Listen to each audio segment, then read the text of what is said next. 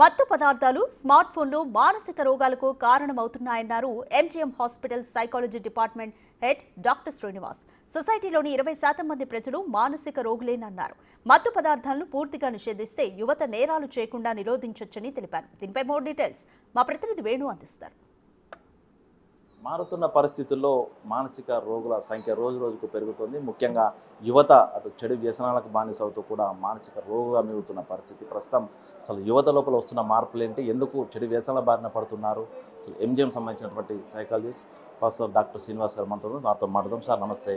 ఏంది అసలు ప్రస్తుతం ఉన్నటువంటి 5th జనరేషన్ 6th జనరేషన్ అని చెప్పి డెవలప్మెంట్ అవుతుందని చెప్పుకుంటున్నాం. సో ఈ సమయం లోపల మానసికంగా కూడా కుమిలిపోతున్నటువంటి వ్యక్తుల సంఖ్య పెరుగుతుంది. సో ఎందుకు అసలు ప్రధానంగా వాళ్ళని దేని కారణాల వల్ల ఈ విధంగా మానసిక రోగుల సంఖ్య పెరుగుతుంది?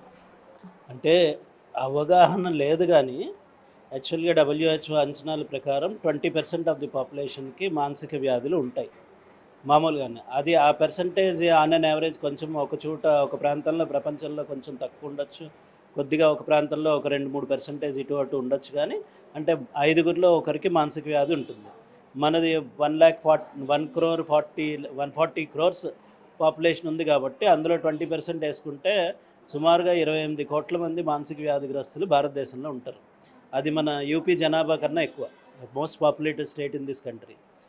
ఇంతమంది మానసిక రోగులు ఉన్నప్పుడు అదే మనం తెలంగాణలో తీసుకున్నా కూడా అదే 20% వేసుకుంటే మనది 3 కోట్లు 4 కోట్ల జనాభా వేసుకున్నప్పుడు ఈ 4 కోట్లు ఇంటూ 20% సమ్వేర్ అరౌండ్ ఒక 80 లక్షల మంది మానసిక రోగులు ఉంటారు. అది మామూలుగా ఉన్న సంఖ్యనే.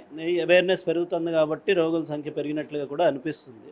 దాంతోపాటు ఏమవుతుంది అంటే ఇప్పుడు మనకి తేలిగ్గా ఇప్పుడు మెడికల్ షాపుల్లో అందుబాటులో ఉన్నట్లుగా మద్యం షాపులు, తర్వాత ఈ డ్రగ్స్ వాటెవర్ మనం కనాబిస్ అంటున్నాము, గంజాయి అంటున్నారు, కొకైన్ అంటున్నారు, ఇంకోటి అంటున్నారు, ఇవన్నీ చాలా తేలిగ్గా అవైలబుల్ అయిపోవడం వల్ల ఇవి ఎట్లా అంటే మనకి దానికి మన ప్లెజర్ సెంటర్ చాలా రెట్లు స్టిమ్యులేట్ అయిపోతుంది అనమాట.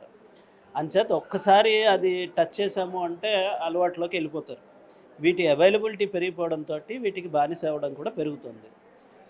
ఇవి పెరిగినప్పుడు ఏమవుతుంది అంటే ఈ మద్యం తీసుకున్నా లేకపోతే వేరే డ్రగ్స్ తీసుకున్నా కూడా మనకి డిసినిబిషన్ ఎక్కువైపోతుంది. అంటే విచక్షణ కోల్పోతాం.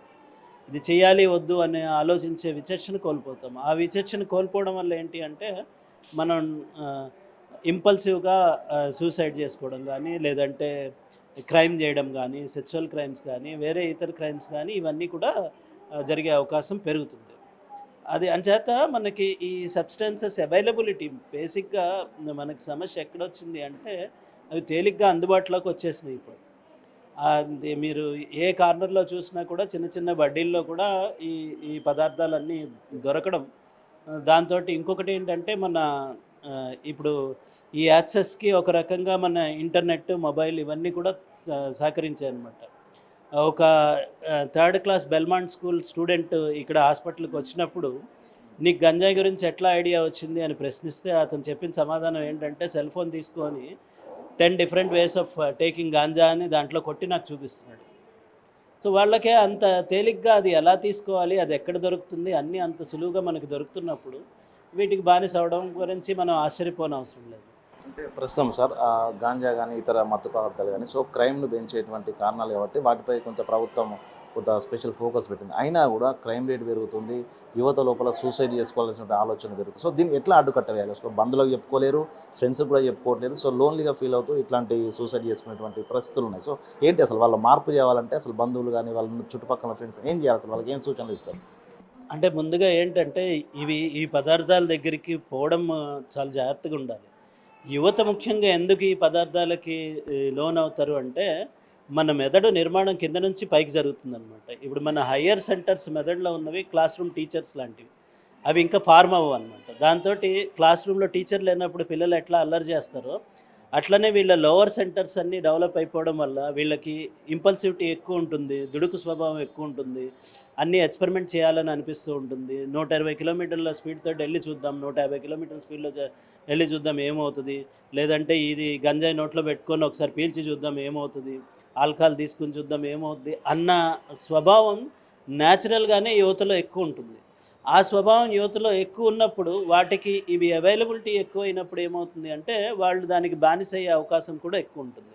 ఒక్కసారి రెండుసార్లు తీసుకున్నప్పటికే బానిస అయిపోతారు. ఇంకొకటి ఏంటంటే వీటిని గేట్వే సబ్స్టెన్సెస్ అంటారు, ఆల్కహాల్, టొబాకో.